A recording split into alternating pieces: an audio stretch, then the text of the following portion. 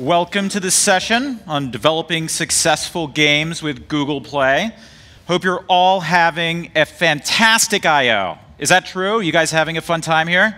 Woo! Exactly. Let's get energized. I know it's 10 o'clock in the morning, but let's get excited for game stuff, right? Did you guys enjoy all the festivities last night? Yes, seeing some nodding heads. Do you guys like the blankets they were handing out because it was freezing? I certainly did. I grabbed one of those. So I'm Ben Frenkel. I'm a product manager on the Play Games team. And in this session, I'm going to provide you an overview of what Play Games is doing for game developers.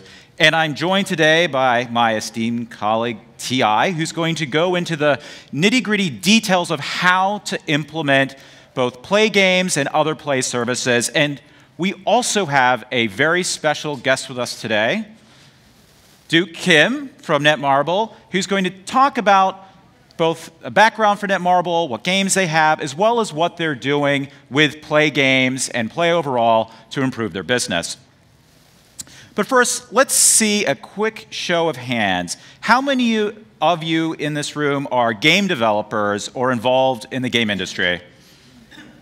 Excellent. That is virtually everybody. I do see a few familiar faces from the session I did earlier in the week. How many of you were at that session?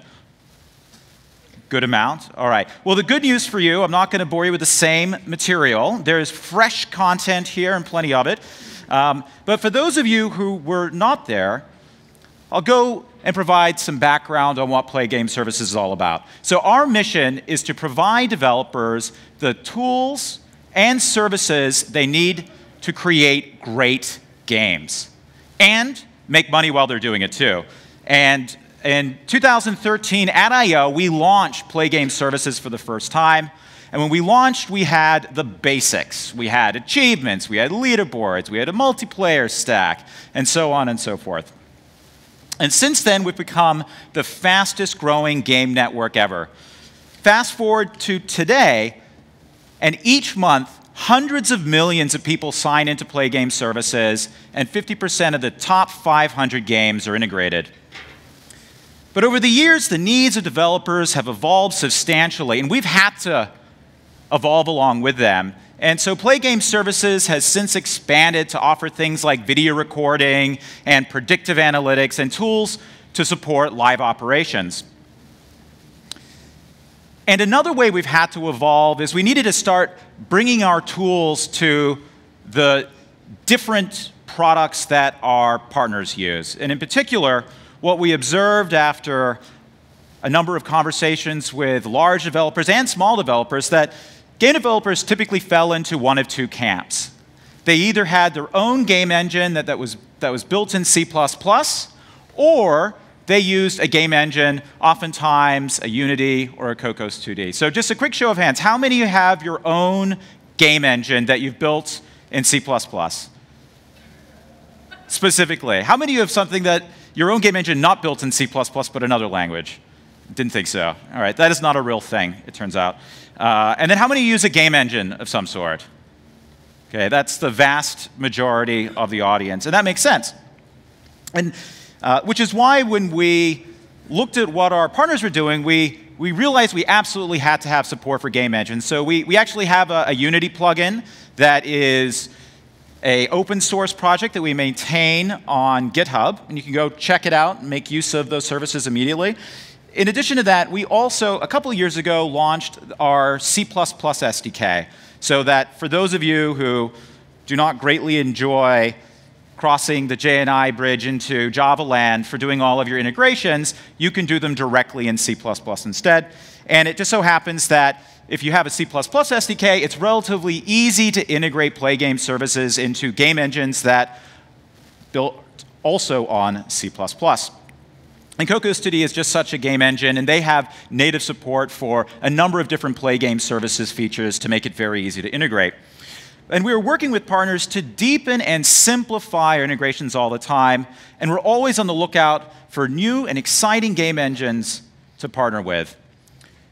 One recent entry in the game engine fray is Defold. I don't know how many are familiar with Defold, but Defold is a lightweight game engine from our friends at King. And it's a tool that makes it very, very easy to make games. It's a simplified developer experience, so developers can focus on the fun and engaging part of the game. And a few months ago, they gave me a sneak preview of their integration with Play Game Services, and I was blown away at how simple it was. I had to do a double take because the integration looked so easy. And this is how it works for them. So you first have to go into the Play Developer Console and grab an ID. This is a very easy thing to do. And then you go into the default Management Console and copy and paste it in there somewhere. And then once you've done that very small bit of work, you can then, in a single line of code, integrate sign-in with Play Game Services. So it's almost instantaneous. And when they showed it to me, it was something that I believe all game engines should ultimately aspire to be able to accomplish. It should take less than an hour to integrate, and they really bring that vision to fruition.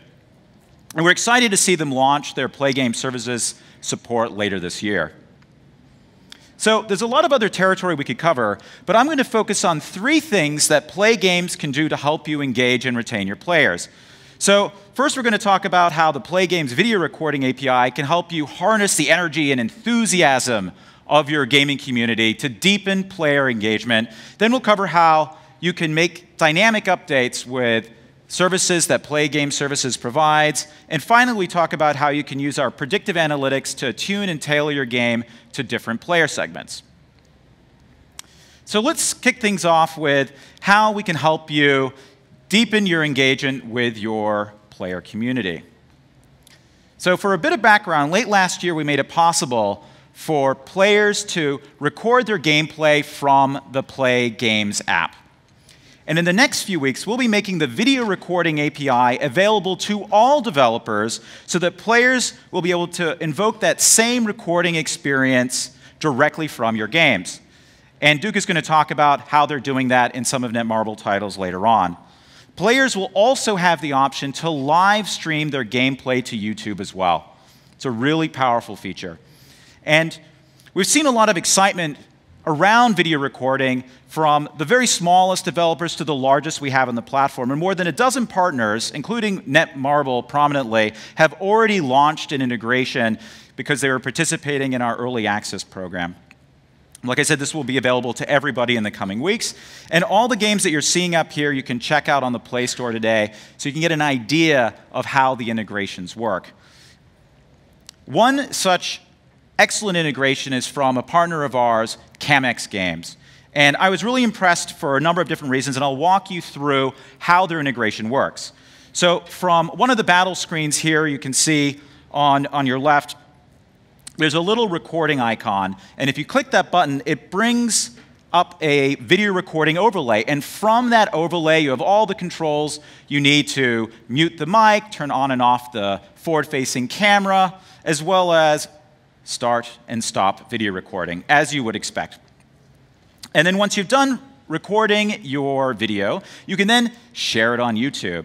And you can see on the screen on your right here that I've been able to clip the video from the end. And you can also observe from the screenshot here that I've pre-filled, or the engine has pre-filled, the title and description with helpful data to speed up the process of sharing replays. And from Michael Tseng, the COO of Chang Games, they said, the Google standalone recording SDK took less than a day to implement, and players are recording clips every day now. Less than a day to implement. So it's a very quick and easy integration. You can do it in a very short period of time and immediately get your players engaged with the video recording capabilities. And another thing that I very much liked about their integration was that they made the feature prominent in multiple places in their game. So off of the main screen, you could launch the recording. So ultimately, you could share a much broader range of experiences. And they also included, as I showed before, from the battle screen. And the more visible the feature is, the more likely your players are to find it and use it. In addition to that, they also turn the video recording capabilities into a selling point for Hero Tactics. So when you go into the game, they would promote the use of the feature, and they even featured it in their store listings. And all these different things that they've done to provide visibility to the video recording feature have been very successful. So 12% of their users have recorded videos, and most of them have recorded multiple videos, and they share these replays through all the typical social channels, as well as very prominently YouTube. It's a great way to engage your audience deeply and have them sell your game for you. Very powerful stuff. So now I want to talk about how Play Games can help you make dynamic updates to your game. And most developers that we talk to, very successful ones, manage their game as a service. And critical to that is being able to dynamically control different aspects of their game from the servers. But it's a lot of hard work to set up and manage these types of things. And if you're not a huge studio with dedicated server engineers, every minute you spend on this kind of back-end server work comes at the direct expense of working on your game.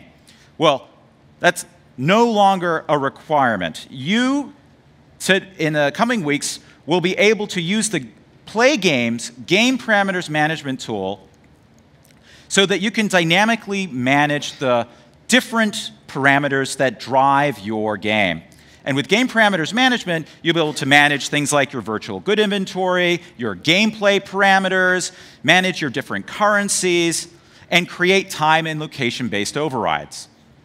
Now, the time and location-based overrides are really useful. Many developers that offer time-limited content like a new character or a level and so forth still have to manually turn on and off these promotions and live events. So if your promotion, let's say, ended at 11:59 on a Sunday, we've heard many developers actually have to have someone come into the office and like hit a button to turn off their promotion. There has to be a better way to do this, and in fact there is, and it is game parameters management, just to be clear.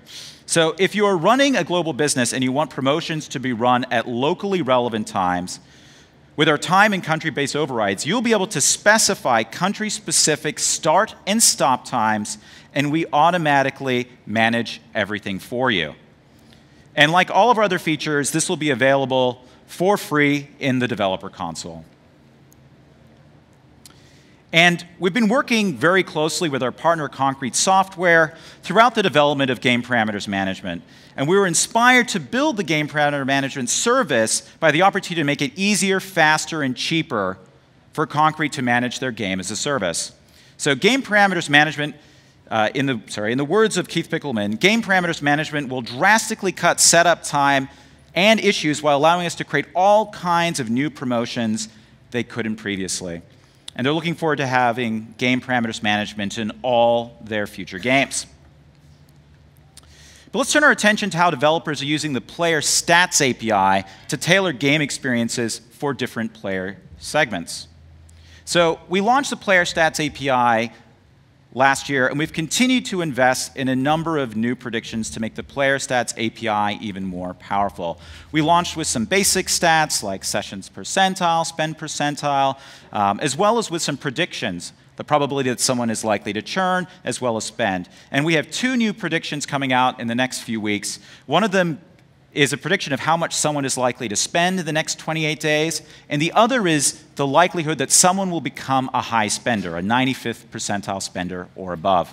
And we couldn't be more excited to see what creative things you'll be able to do with these new predictions.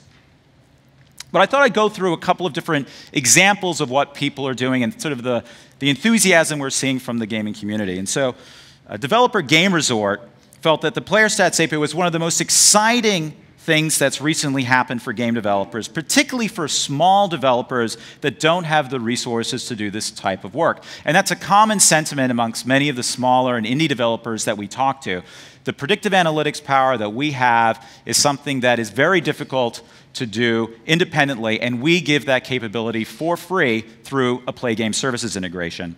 And what Game Resort is planning to do with the API is to use spend prediction to show whether or not a user to determine whether or not a user will show ads, or see ads, I should say. And in fact, this other developer's already launched such an integration. So Developer Underwater Apps has a really exciting integration of the player stats API. They integrated player stats into their game Tapventures and used the spend prediction signal to determine if users should see ads, as I was describing. And if a user was predicted to spend, they saw no ads at all. And if a user is not predicted to spend, they saw ads every time they opened up the game. And they ran an experiment that compared their current approach to serving ads to the new approach powered by spend prediction, and the results speak for themselves. So revenue from ads was 17% higher in the cohort predicted not to spend, and not showing ads to users that were probable to spend increased in-app purchase transactions by 15%. You can see the quote there. But another really exciting example that we just recently heard about is from our partner eRepublik, who's implemented another great use case for player stats. So eRepublik has an internal customer relationship management system they use to track support tickets and so forth and manage outbound communication to players. And all the tickets in their queue are prioritized based on, at least today, and before they have these new predictions involved, based on how much people are spending. So your big spenders and people who spend it all get prioritized over other folks. But with the player stats, they've added churn and spend predictions to their prioritization model to help identify users that have yet to spend that are likely to, and try to retain users that are at risk of churn. And we're excited to see what other creative use cases eRepublik can come up with. This was something that we think that many people who have their own customer relationship management tools internally can replicate and benefit from. And with that, I'll hand things over to TI. Thank you. Thanks, Ben. My name is T.I. Chang, and I'm developer advocate for games partners. Google has numerous excellent products, but this time I want to specifically focus on the products worked well for AAA mobile games I worked with. As you know, there is a huge competition in those segments of the game market, and the developers are very cautious about when they decide the product they use. The product worked well for them can be regarded as competitive in the market. Moreover, I'd like to show you how easy to use them. Here are 5 products really worked well for my partners. Let me go through them one by one and what they are and how to use. The first one is pre-registration. Pre-registration has been a very common practice in PC gaming world. When you launch a game, then you usually do the beta testing and pre-registration and launch. Google provides seamless onboarding experience through Google Play pre-registration. It's one of the most effective user acquisition tools and help the developer from day one. In APAC, especially Japan and Korea, this is the most common practice in mobile. Let me go through the actual user experience for pre-registration. When a big title like a Clash Royale is launching, we prepare pre-registration event before and share the message through various marketing channels so the user can discover and sign up. When user clicks the banner or follow the link, then they go to the game page in Play Store. Sign up for the pre-registration.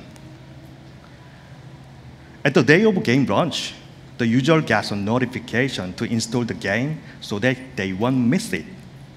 We found that this type of onboarding experience helps the lots of partners by helping hundreds of thousands of users to install their game from day one. Many of the pre-registered users remain to be highly engaging and loyal to the games for a long time. Previously, signing in Google Play Games was depending on the user's Google Plus profile, which sometimes introduces frictions. If you don't have a Google Plus profile in your account, then you have to create it. and also give a consent each game before you start. With the recent update of Play Games, now you can sign in without using Google Plus anymore. Instead, we introduced new gamer ID and avatar, which are not connected to any of the personal data in Google's properties, and also can be used to identify you among games. So you don't need to give the consent to every game you install. If you create a gamer ID for the first game you sign in, then all other games you install later will automatically use it and won't interrupt you anymore. Here is the previous sample code for Play Games sign-in. You can notice that it used to use Plus API and scope. Now you won't use it. Just use Games API and scope will work fine. If your game is still using Google Plus features such as profiles or circles, then you still need to add Google Plus functionalities. Then please use set require Google Plus method to notify to Play Games. This will help you handle the rest of the process. The next great feature in Play Games services is video recording API. Ben already gave you how it works on overview, but I want to focus on how easy the integration is. Video recording feature itself is in Play Games app, and you can use it by simply invoking the recording widget from your game. Just 2 lines of coding make this work. But please bear in mind that the feature required to install the latest version of the Play Games app. And devices with Android 5.0 or above. So you'd better notify this to your users before you let them use it. Also, the recording quality of the video recording is depending on the performance of the device and your game. Here you can see how the video recording works. Like this is a more kind of video recorded by the someone as well.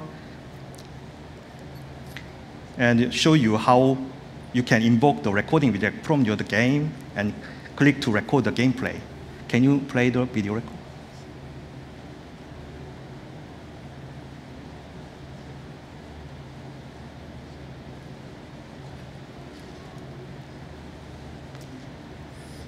Thank you.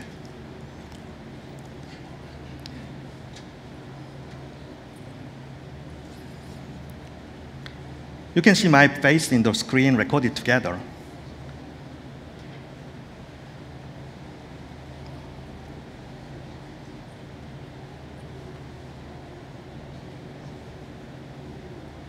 Once you're done, just click the stop button and choose to upload it to YouTube.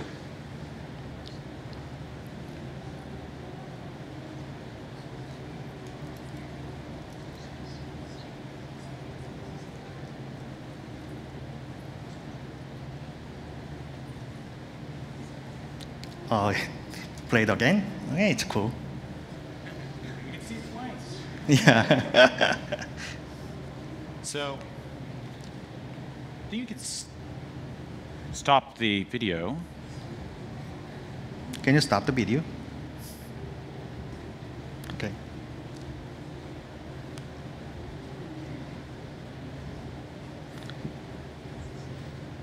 Okay. So integration text, just 2 lines of coding. Starter activity for recording widget with an overlay recording intent. This API will be public soon after I/O. Player stats API is a great tool to get insights from the user stats. If you know a user about the segment he belongs to, you can tailor the game experience to make it better for the specific user. The API will tell you lots of things about the user based on the data regarding player progression, spending, and the engagement. Player Stats API also predicts how the user will behave in the future based on the Google's powerful machine learning technologies. It will tell you the user will churn or spend, or whether he will be a high spender, or how much he will spend within the next 28 days. Let us see how user can tailor the game experience with this API. If the user is likely to spend, You can turn on, turn off all ads to make the experience better. Or he is unlikely to spend, then you can show ads every 20 minutes. If user is about to churn, you can suggest a chance to try a powerful item to make him stay longer. If the user has not come back for the last 10 days, you can send him a notification about how his friends are doing. He might come back to check it. If the user is likely to be a big spender, you can show him a special VIP item which is more expensive and more powerful. Using player stats API is so simple. You can call load player stats method and get the data in the result callback. The prediction starts working soon within just a couple of days after first sign-in. The more he plays and leaves the trace in play games, the better prediction you will get. So please try to use as many features of play games as possible. It will help you get more accurate data and predictions. And last not but the least, in-app promotion is another powerful tool you can use from Google Play. With the in-app promotion, you can reward your loyal user and the newcomers. Think about a game community event in which you can introduce your new game and share some promo codes to the attendees with a special in-app item. As long as your game is using in-app billing version 3, the integration costs very little. Let me show you how the process works. First, you can go to the Play Developer Console and generate promo code connected to a specific in-app item. Then distribute the codes to the users through marketing channels such as social letter or blogs or messenger. Once users get the code, they can redeem it within game or within Play Store. Your game client can handle this redemption as part of in-app billing version 3. Finally, the user gets the reward and you can successfully cultivate the loyal users. This is a screen of Play Developer Console. You can create a promotion. When you can define a promotion with the start and end dates, you can link it to an in-app item and also specify the number of codes you generate. Let me tell you how to handle this within your game.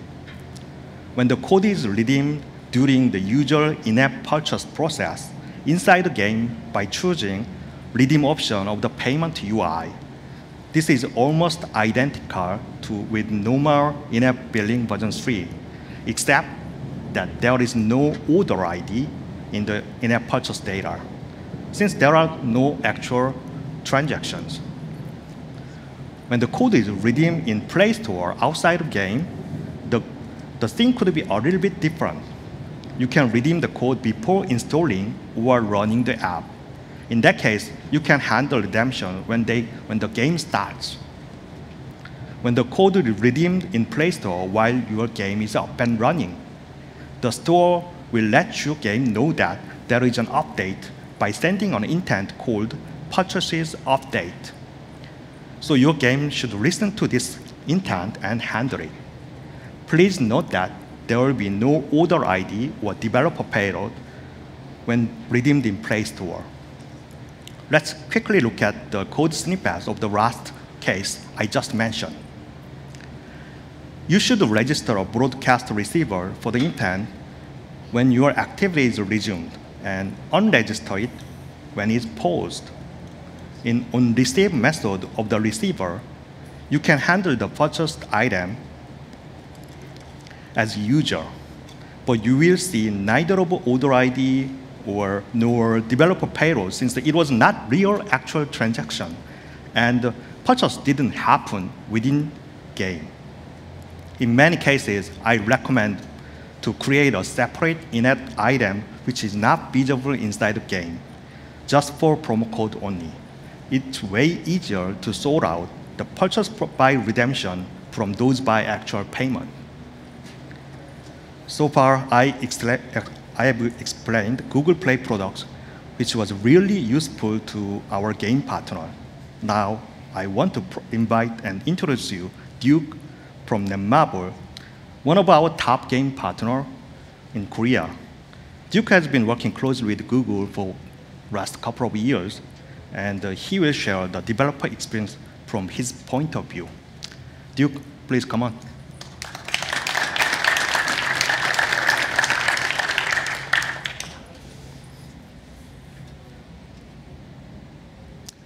Hello. My name is Duke Kim, and yeah, I have English name, but it doesn't mean I can speak English very well. So just focusing on the script slide. I just want to introduce myself. And I was a developer for 10 years, and now I'm a VP of marketing. So I can explain the developer's viewpoint, and also at the same time, a marketing point too. Before starting, I just want to introduce Netmarble, because Netmarble is not popular in here, right?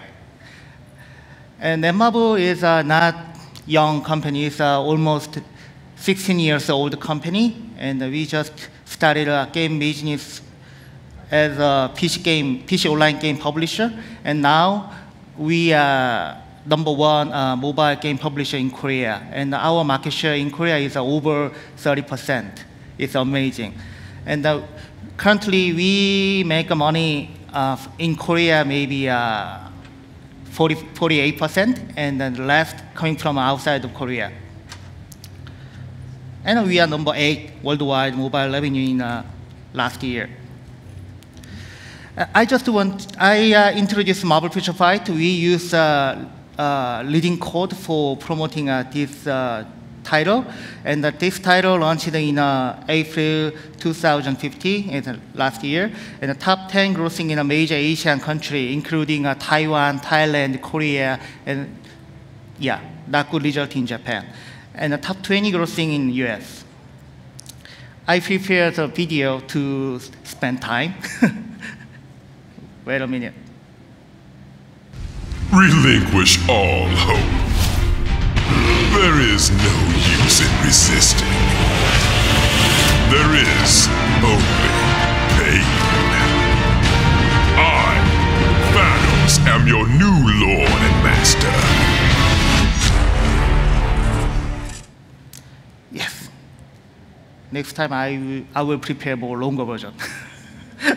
Yeah, Marble Future Fight has had a Google promotion event for a week at the launching time of last year. And during this event, you usually receive the reward when they enter the game after clicking the Google promo banner at the Google Play, maybe top page. Totally 40,000 users participate in that event and used the promo code. From this, our new registered users were increased by 16%. This number are comparison during the event week and the previous week of the event.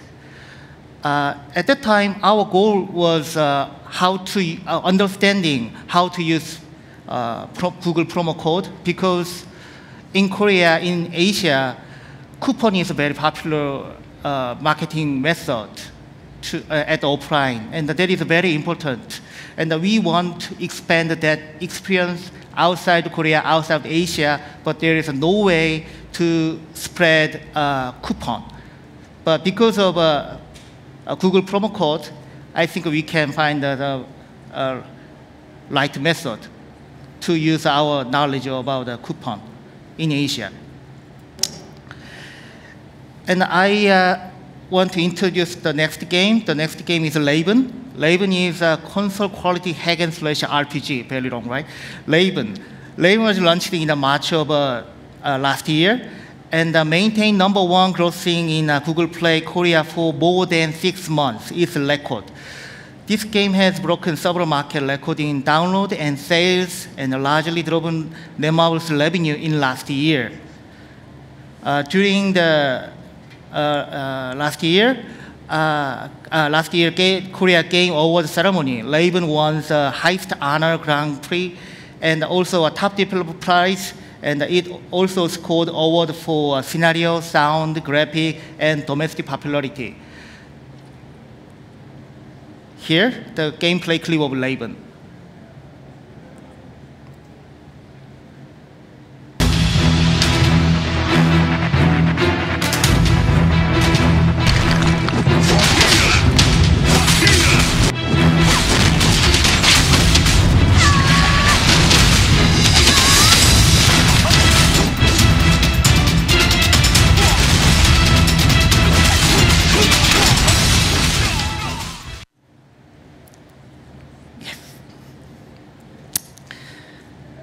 Okay, next slide. Yeah, Raven has had a Google promotion event for a week from 24 September to 1 October of last year during the Korean Thanksgiving holidays. The event process was very similar to Marble Future Fight. In the user would receive reward when entering the game after clicking the promo banner at the top page of Google Play. You can see the effect. DAU increasing, new registration increasing, returning user increasing, revenue increasing. But the most important thing is, with this event, we improved the retention rate. Because every day, user can get a different reward from Google Play. So users continuously log in for a week. That is the most powerful effect of Google promo code. And Evilbane is the global version of Raven. Yeah, same blockbuster quality, yeah, action RPG launched this year. And Taiwan, we are number 2, Thailand number 4, Hong Kong is number 7. We did many things for Western market. Because maybe left side. Left side is original version, and the right side is the new version. We changed the UI, and we developed new features to meet the taste of Western. But we still try to understand the Western gamers, because there are huge difference between Asian gamers and Western gamers. Asian gamers usually spend 4 or 5 hours a day to play game. Crazy, right? But Western is just spend maybe a half hour a day. A huge difference. So the same balance will not work outside Korea, outside Asia. So that is a headache of Netmarble. And we did pre-registration. Pre-registration is really important in Asia, because every Asia gamer wants to be a number 1, yeah, among players. That means the easiest way is start game earlier than others. So pre-registration is the best way to start game earlier. So that means for Netmarble, that is the best way to collect loyal users before launching the game. So pre-registration result is really important for us. And in Korea, in Asia, we can collect phone number without any limitation. But outside Korea, that is not normal. And we tried collecting email, we tried collecting some of Facebook ID, and every time we failed. But with the Google team, the new feature of pre-registration, finally we find out the best way to do pre-registration campaign outside of Korea. Yeah, here, the chart is really hard to explain because my English problem. Anyway, we accomplished the DAU of 200,000 on the first day of the launching with the help of pre-registration and Google featuring. And the Google featuring means very powerful, but problem is it is really hard to collecting core users. But with the pre-registration, we believe we succeeded to collect loyal user or hardcore gamer outside Korea. And we also adopt the video recording feature. We hopefully, with this feature, we can make some of a user community at YouTube. And we try now, and we digging the possibility of this feature, but currently it has just fundamental feature, just user can recording and uploading. And we need more feature to meet the IP holders' needs, like Disney and Marvel and Warner. And we're discussing about that with Google continuously. And I think at the launching time, you can use this feature more powerfully than us. And finally, I just want to cover player stat API. You can predict spender, and you can predict churn. That is looks like cool, and yeah. And Netmarble is a big company, so we have our own prediction model. We have our own churn prediction model. But problem is, at the launching time, we don't have enough data to, how can I say, to use our own model. But player stats API looks like meaningful result. Give me meaningful result at the launching time. So I think after 1 or 2 months, after launching 1 or 2 months, we can use our model. But at the starting time, the player stat API is very important to predict what will happen. And we were thinking about using that for promoting our some in-app item, and also using that to predict and the budgeting, the marketing budget. Yep. Okay, thank you. And I just give it to Ben.